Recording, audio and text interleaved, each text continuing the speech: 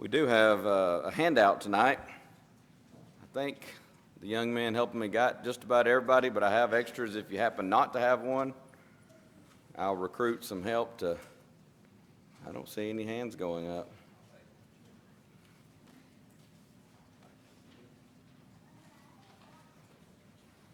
The whole front row?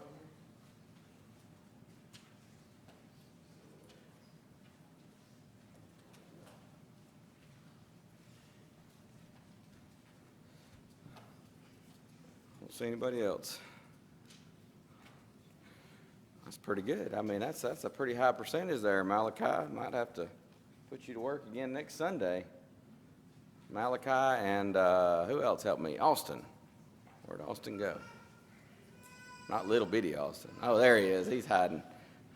Thank you, gentlemen, for helping out. And again, very good job, because very few people that didn't even have one. So we are, for those who may be visiting or not familiar with this series, this is something we've been doing for several months. Once a month, a question was asked by some of our young folks, does the Bible talk about science? This was kind of a follow-up to, does the Bible talk about math? And we did a little bit of a play on words with that sermon. But we looked at, and there's actually a great deal of science in the Bible, both directly and indirectly. And we looked at that in a very generic way in that lesson. That was a Sunday morning lesson, and I told you that we would come back once a month and look at this from a little bit more in depth of different fields. We've looked at astronomy, oceanography. Last month was geology. It's confusing because there have been 4 months previous to May, but we started in February. So February, March, April were astronomy, oceanography, and geology, respectively. And this month, we're talking about biology. This is interesting because in talking with Bob and looking at the standards that he was able to send to me, of course, these are available for anybody online, but Bob just made it real easy for me. But this is something that some of you, young people, have just recently studied in your biology classes, in some of your science classes, if it's a living science or life science class. They want to make sure that children are being taught around this time of year the theory of evolution. They want to make sure that's covered, and that's part of the science standards, unfortunately, because it is so blatantly wrong. And tonight you get to hear the other side of the coin. And really, that's all anyone has ever asked for. Especially as a Christian father, I don't want teachers, of course our children are homeschooled with the exception of the youngest right now, but I don't want a teacher in a public school or private school for that matter trying to teach my child all the intricacies of biblical creation. That's on me as a father. That's first and foremost on me. I need to be teaching them how to pray. I need to be teaching them how to become a Christian, how to serve God, how to worship God, and so on. But all anyone has ever asked of the school system is put them both out there. If you just insist on teaching evolution, show the other side of that argument. And let intelligent human beings, our young people are some of the most brilliant minds, let these intelligent minds look at the evidence and make up their own minds. Is that too much to ask? Instead, what you end up with is, what essentially amounts to, unless you have some teachers. I remember I had a teacher here and there in high school that would say, listen, class, I don't believe this. I have to teach it to you. We're going to cover it. We'll look at it in the textbook, but I don't believe it. I believe God created this world in 7 days, or 6, and rested on the 7th. But I have to teach this, therefore, and they would go on and present it in that way. But otherwise, what you end up with is essentially just brainwashing, at least an attempt at it. Propaganda, we might even say. You're not presenting all the evidence. And folks, that's just dishonest. We want to raise children who look at, whether you're talking scientifically or legally or whatever it may be, even when it comes to the Bible, we want to look at, maybe it's two people that disagree on something spiritually, or maybe it's how to become a Christian. Well, what do? Am I just going to bash you over the head with my argument until you go, okay, okay, okay? Or you do the same to me? Or are we going to look and say, okay, tell me the arguments for your position, and I'll tell you mine, and let's go to the standard, the Bible, and see what the standard says. And let's unite on that standard, looking at the evidence. That's what we want to do, right? We just want to. But we live in a world that increasingly, in so many areas, it says tolerance, but what tolerance essentially means is you're going to accept my view, and if you don't, I will persecute you. But it's all in the name of tolerance, you see, and it's foolish, and we need to be intelligent enough to see that when it's happening, and we need to stand up against it because it's not right. But anyway, bios is the Greek word, the root word for biology, of course. Bios means life. It's when you talk about biology, therefore, you're talking about the study of living things. And I think most of us understand that. And by the way, I'll also point out for visitors or for someone who may have forgotten it, much of this is coming from Wayne Jackson's book, The Bible and Science, an excellent book. And each one of these lessons, sometimes I use other sources as well, but I'm leaning very heavily on Brother Jackson because that book is just so top-notch. It's great. I can't say enough good about it. But he mentions this, and I think this is worth pointing out. Defining life, giving a definition to life is difficult. Forgot to bring up my first slide here. There we go. Defining life is a difficult thing to do. We can know the effects of life. We can know the traits of life. But defining the essence of life itself is difficult. That's a different matter altogether. So bear that in mind. But that said, we're going to look at this, and you see the points, no doubt, there on your handout. Four points that we'll look at. Identification. That's kind of defining what do we mean when we talk about living things. We're going to talk about origination, and that's the big question, right? Where did life come from?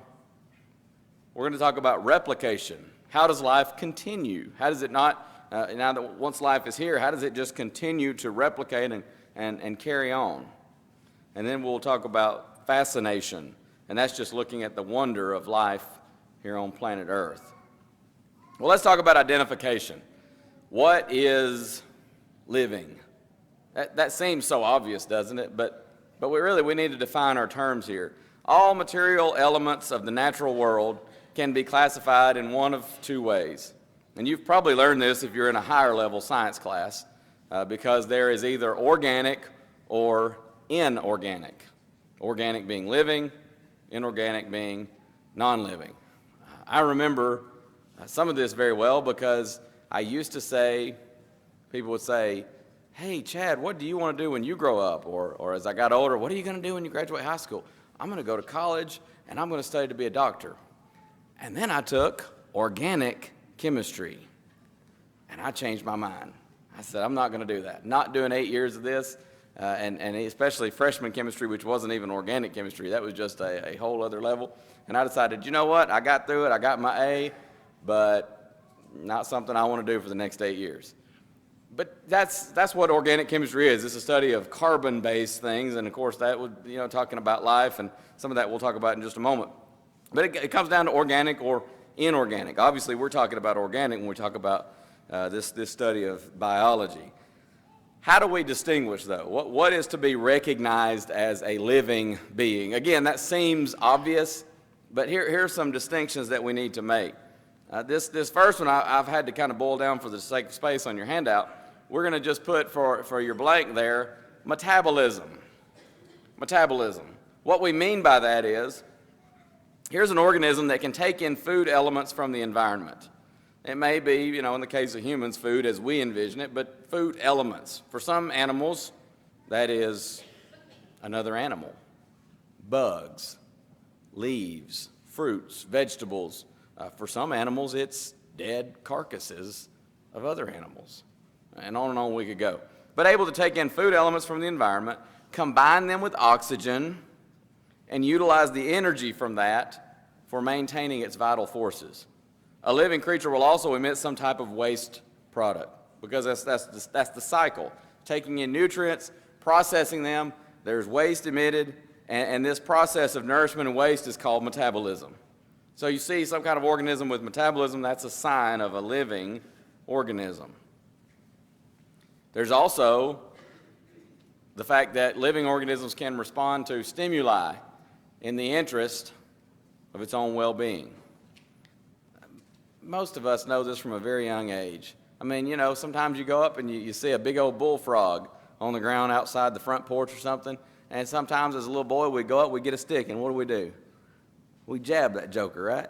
And when you jab him, what happens? He hops. He's responding to stimuli. You jab a rock, what happens?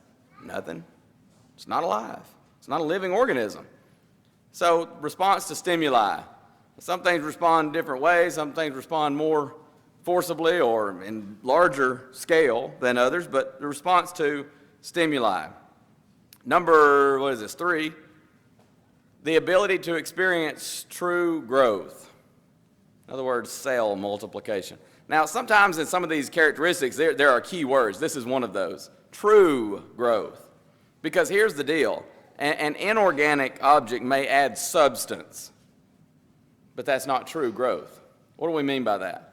Well, you know, we had an unusual, in fact, I don't remember since 1993 having that much snow as we got in early December here in Bremen and in our area. In fact, I think it was, if I remember correctly, I think it was more than we got in that snow of 1993, that huge snow. But several of us, we went out and we made snowmen, right? And you know, most time you make that snowman, you get a little bit of snow going and you roll it, and it just gets bigger and bigger, right? Is it growing? No. It's adding substance. It's picking up things, other snow and such. And you know, we even talk about the snowball effect, rolling a snowball down a mountain and it just picks up more and more snow and suddenly it becomes this huge snowball. But it's not growing. That's not true growth. It's not multiplying cells or anything like that. It's just adding substance. So that's why we say that's a key word there, true growth. Another characteristic, number 4, is the ability to reproduce independent organisms that replicate the original being. In other words, just the ability to reproduce, and it be like the original type. That's a sign of life. Capable of autonomous movement. Here's another one where there's a key word, autonomous movement. Because you know what else can move? Cars, bicycles, remote control cars, things like that. But they have to be propelled. You know, get on your bike and just sit there, and what happens? You're not going anywhere. You get in the car that doesn't have fuel or doesn't have a motor in it or an engine in it, where are you going? Nowhere. It's got to be propelled, unless somebody's going to come up and push you. Independent, autonomous movement. That's the key word there. And then another one, this would be number 1, 2, 3, 4, 5, 6. It's the danger of having bullets. You have to sit there and count them if you don't remember exactly how many. Complex organization. Life is infinitely complex. One scientist made the statement, he was not a young earth creationist, but he made the statement that a pair of pliers, a chainsaw, even a laser-guided missile system is infinitely less complex than even the smallest one-celled organism in nature. Now you let that sink in. From a pair of pliers to a chainsaw to a laser-guided missile ordnance system. And he says, doesn't even come close to the complexity of even a single-cell organism. That's impressive. I saw a little video today, just came in after lunch, pulled up Facebook to look at something, and just right there, just so happened there was some video of this new thing that scientists have made. They call it a humanoid. And it was showing this thing walking around. It could even jog. It could pick up objects, and they could move around the object, and he would move to where it was on the floor, and he could pick it up. It showed him he could hop up onto a box like a standing leap. All these different things. I mean, it just seems so amazing, so complex.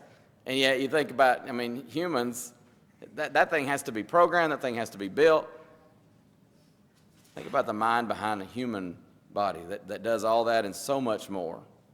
Life is complex, infinitely complex. So there are your characteristics that we see these characteristics. That's a living organism. And so when we talk about what is living, we're identifying the living. That's a good list there to keep in mind as you talk about what is living. Well, let's talk second of all, origination.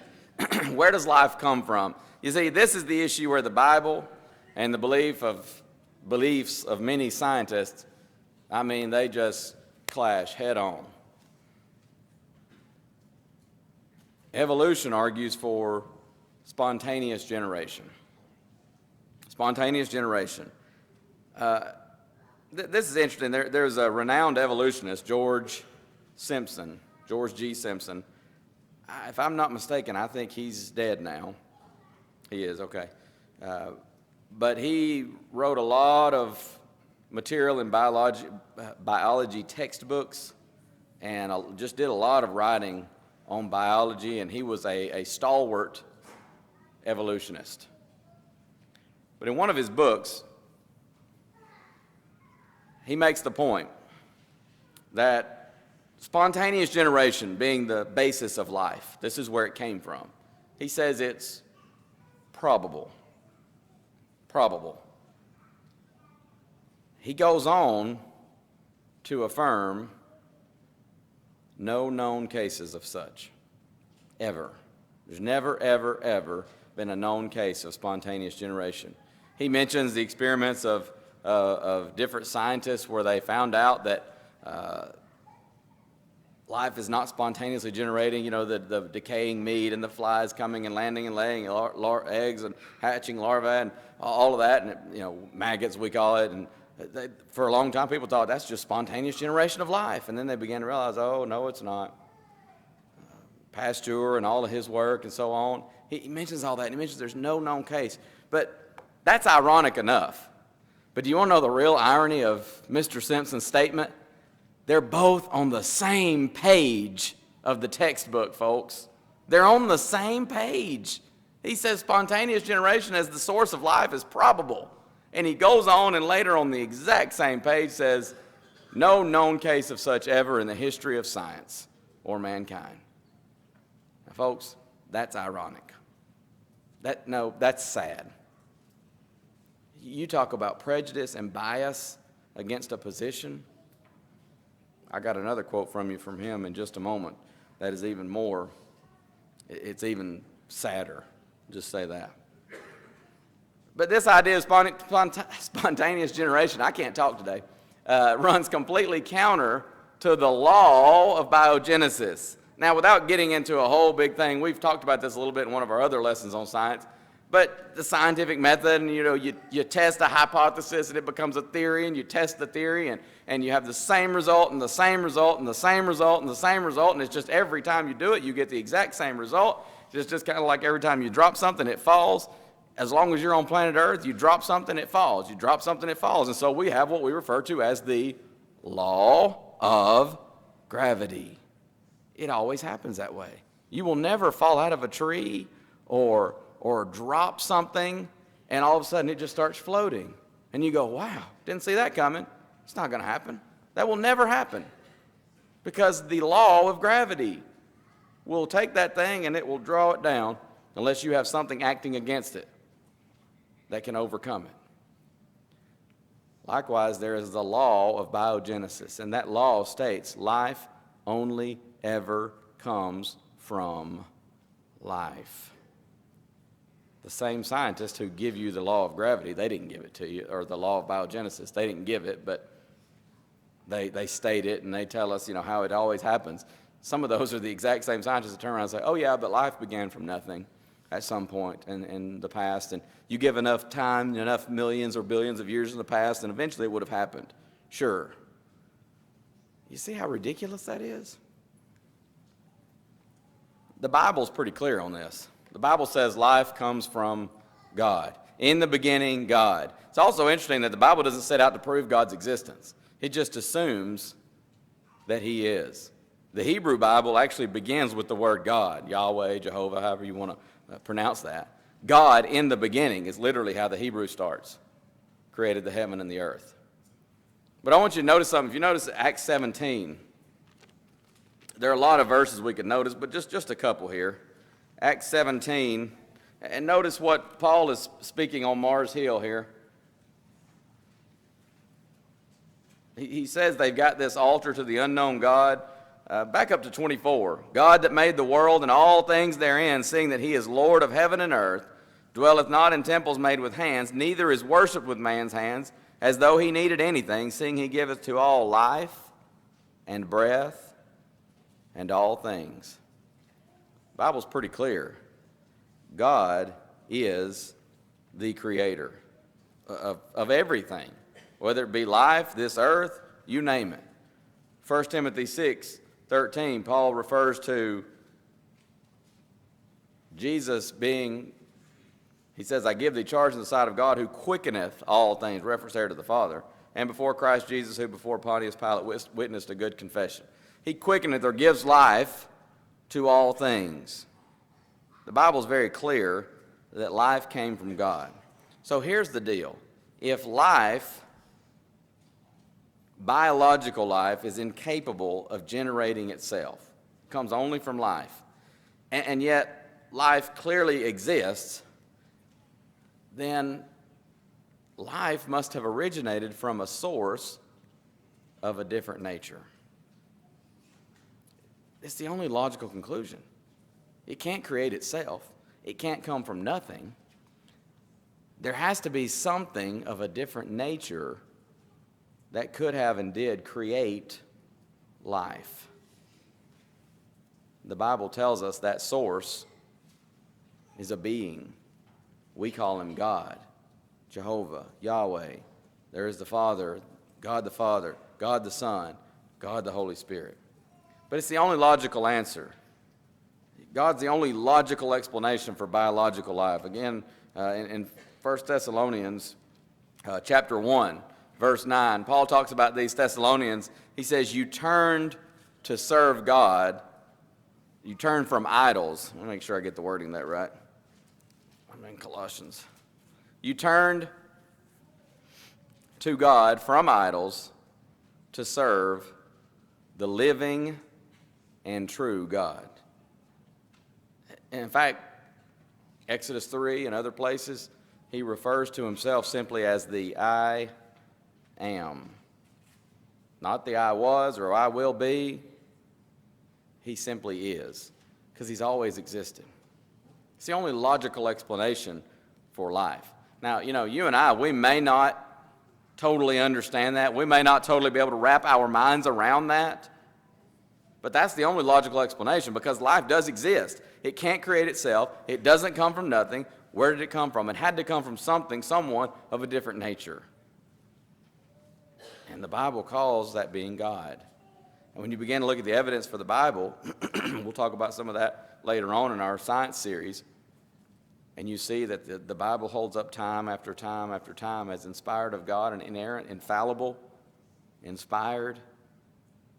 You begin to realize this being talked about in the Bible, God, Jehovah, he is. And he's the source of life, breath, and all things.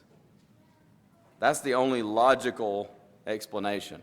In fact, one author, Fred Hoyle, he made this comparison. You've no doubt heard all the different illustrations, and you may have heard this one as well. Maybe you've heard the illustration of life occurring accidentally and being what we see now on Earth would be the equivalent of a hydrogen bomb going off in a print factory, resulting in an unabridged dictionary. Just find it on the ground after the explosion. Not going to happen. I've never heard this illustration before. I think it's pretty powerful as well. This man, Fred Hoyle, compared it to life accidentally occurring and seeing the organization that we see now and the complexity that we see now. He compared it to blind men. In fact, 10 to the 50th power blind men. That's a 1 followed by 50 zeros. That many blind men. I don't know if there's that many blind men on earth. Maybe we'd have to just blindfold some folks. You give them all a scrambled Rubik's Cube,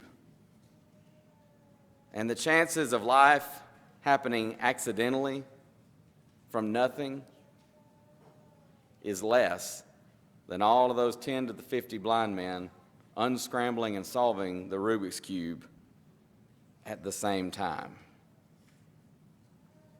That gives us just a little small, teeny tiny picture of how utterly ridiculous it is when scientists try to convince us life came from nothing. It doesn't happen. It will never happen. It has never happened. Don't buy into that foolishness.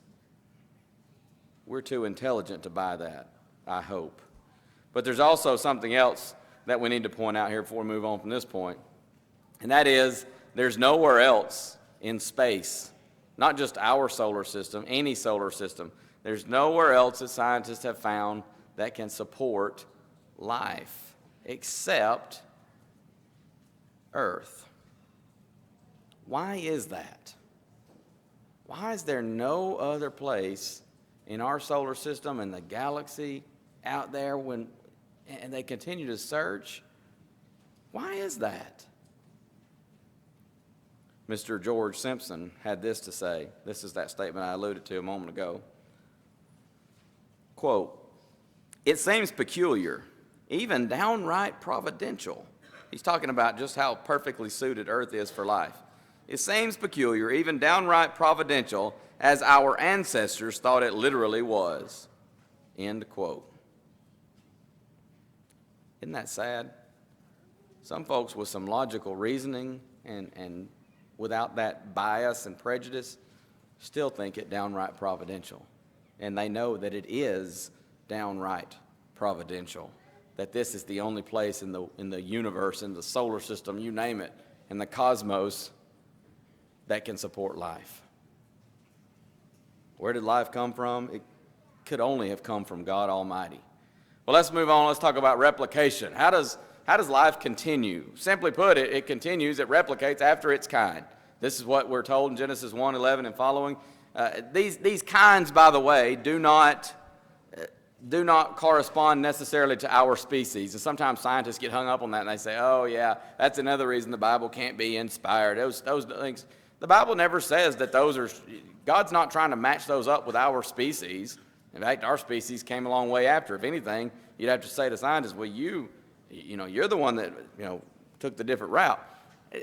That's nothing to do with it. Those don't correspond to the modern day species. We understand that. But they do imply certain boundaries between animal and plant groups. We've talked about this before. You can have dogs that might interbreed, and sometimes we even say, what kind of dog is your dog? And sometimes you just say, well, he's a mutt. He's 2 or 3 different kinds mixed together there. But a dog will never evolve into a cat, never evolve into a horse.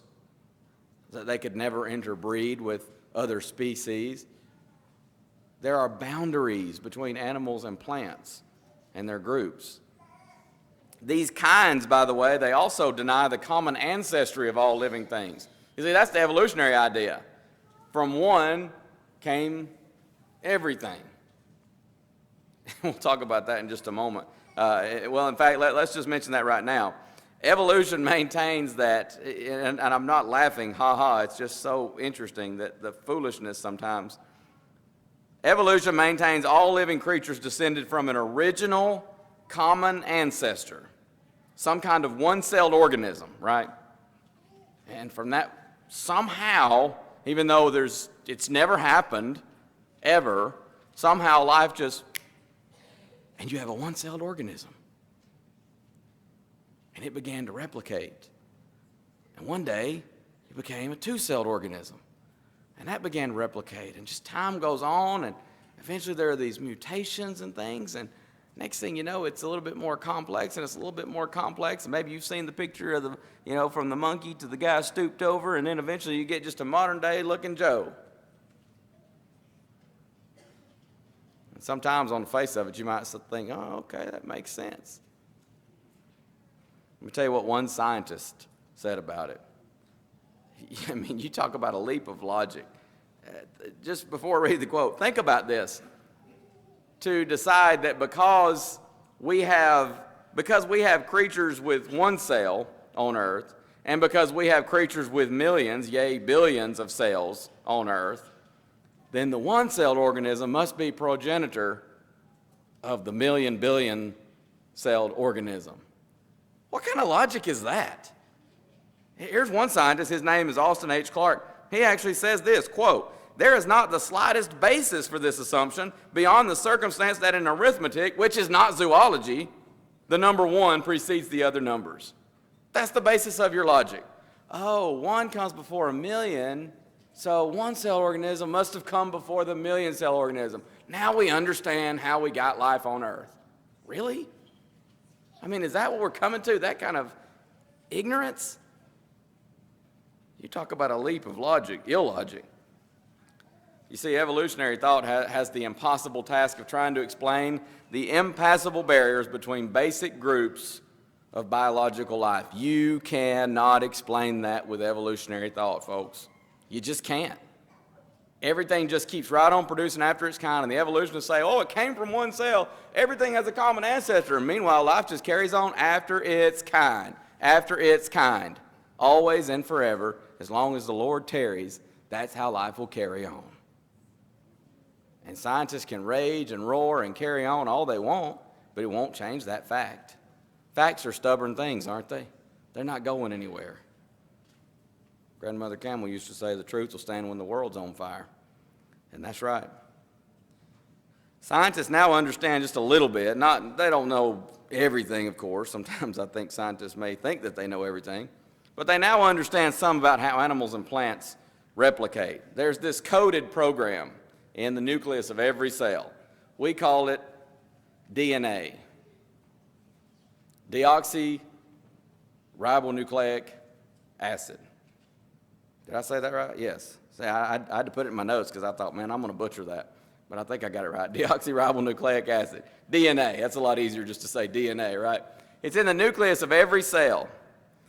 This DNA carries all the genetic info that is needed to replicate that cell. And not only that, not only is the information programmed to replicate the entire organism, but there are elements designed to replicate specific features, such as a hand, an eye, liver, kidney, and so on.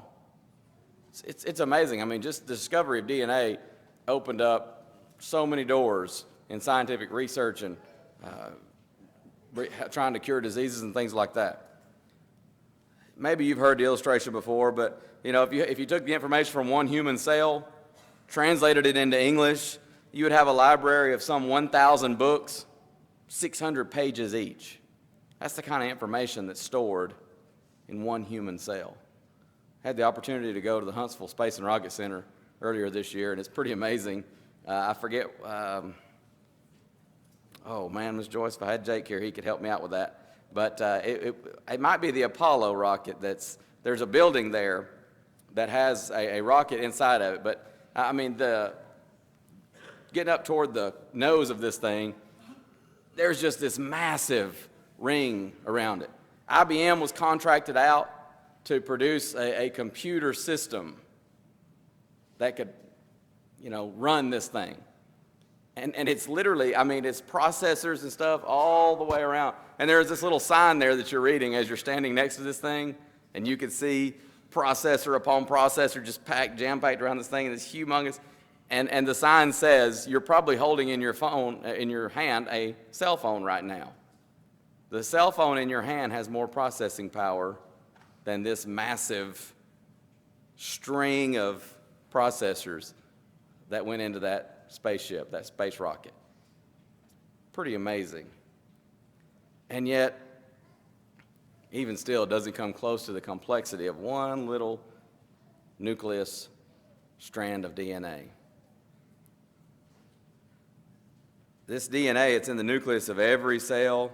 It carries all the genetic information that you need to replicate that cell and even the entire organism.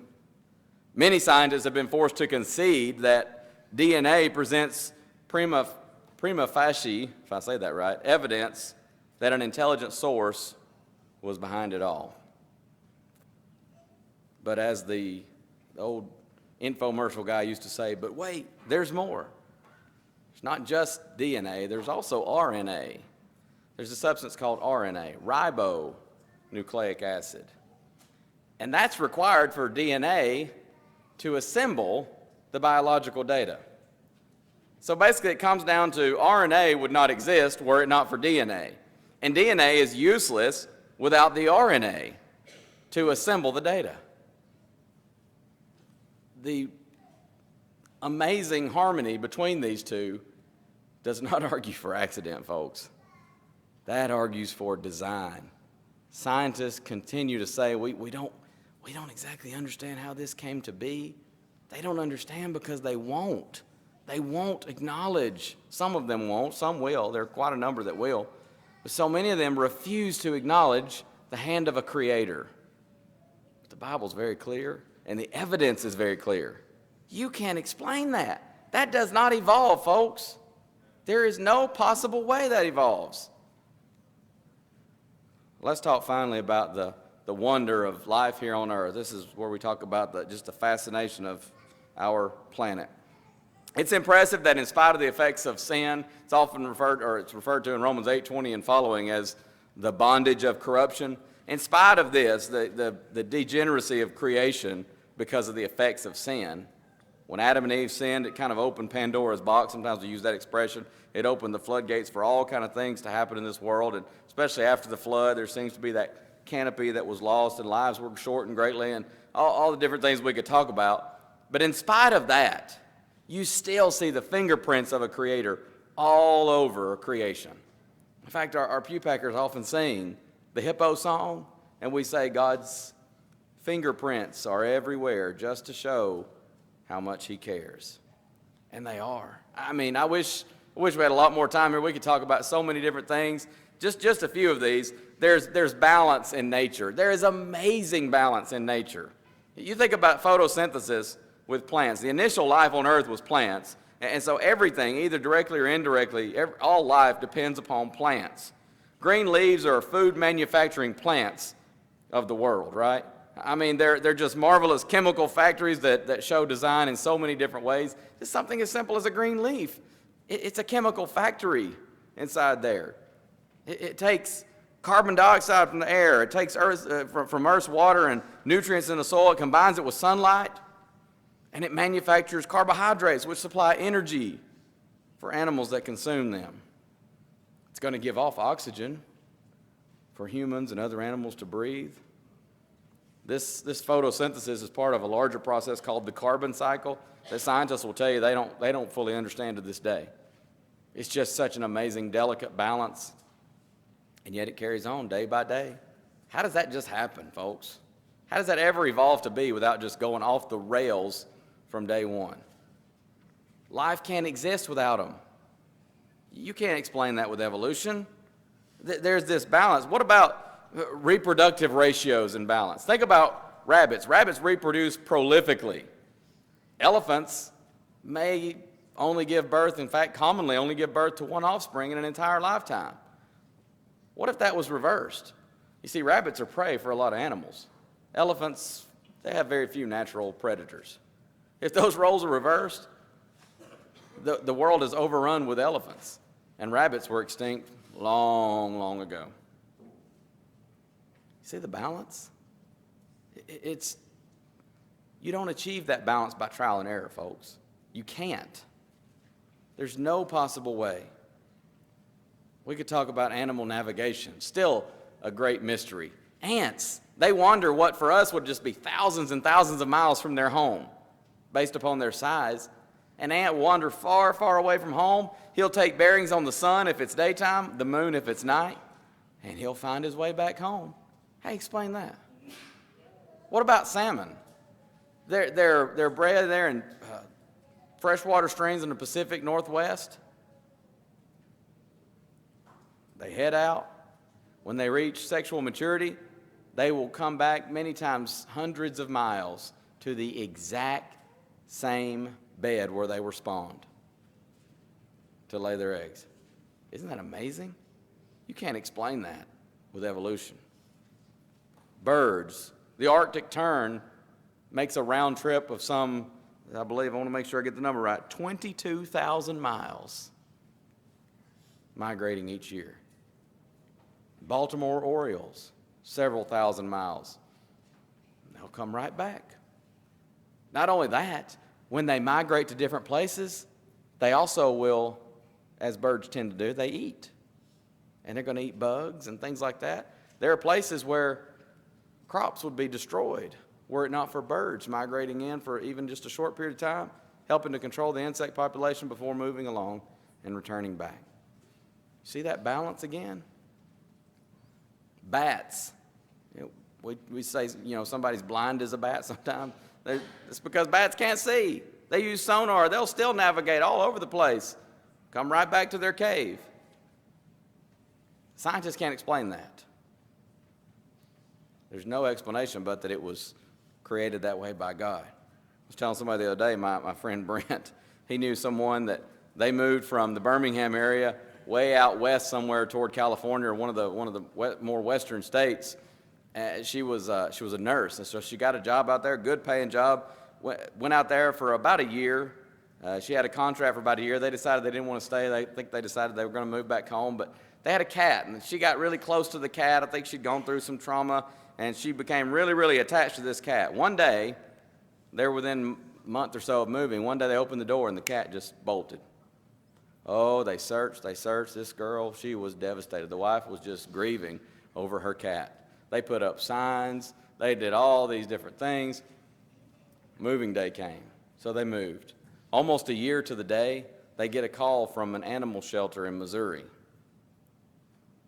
And they had a chip embedded in the cat just right under the skin.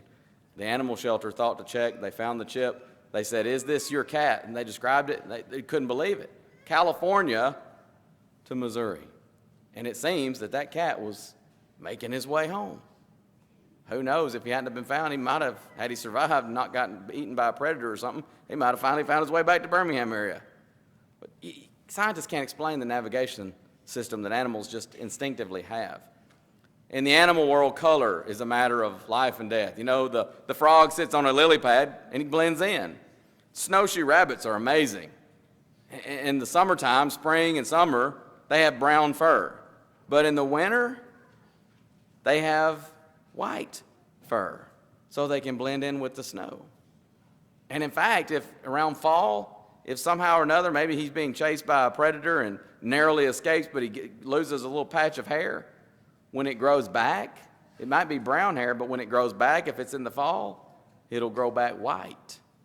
And so he'll have a little white patch of hair, and then as the season gets later and later, it'll grow and it'll eventually all be white. You cannot explain that by evolving. I mean, can't you just hear two snowshoe rabbits talking and say, well, Uncle Joe, he hadn't fully evolved that white coat. And bless his heart, he thought he was hiding, but he just hadn't evolved that white coat yet, and he got eaten. And it's all over for him. It happened to all of them. They'd be extinct. And so that's the whole thing. How could animals or plants have evolved such features? If they needed them to survive, they go extinct trying to evolve these features, right? If they don't need them to survive, why in the world are they evolving features like that anyway? You see, you can't answer that without a creator. Life simply could not have originated, nor can it replicate in and of itself. It's just impossible. There's no possible way. The world of living things is just nothing short of fascinating. And it tells us, it screams to us, God is.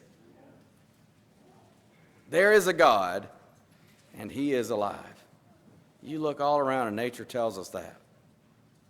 Life, you talk about the world of living things, life is nothing less than a gift from Almighty God. And not only that, He sent us His Son, His only begotten Son, to die on the cross for us, that not only we can enjoy life here, we can enjoy life in the hereafter. And that's why we extend heaven's invitation each time, because Jesus died for us so that we might live for Him and that we might live with Him throughout eternity when this life is over.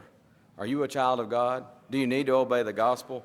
Do you need to come back as a wayward child? Do you need prayers of the congregation, encouragement, strength to be faithful? God is alive. That is the only logical explanation for life here on this earth. I want to live life to its fullest, but more than anything, I want to live eternally with my God when this life is over. If we can help you in any way in getting right with God or staying right with God, won't you come as we stand and sing?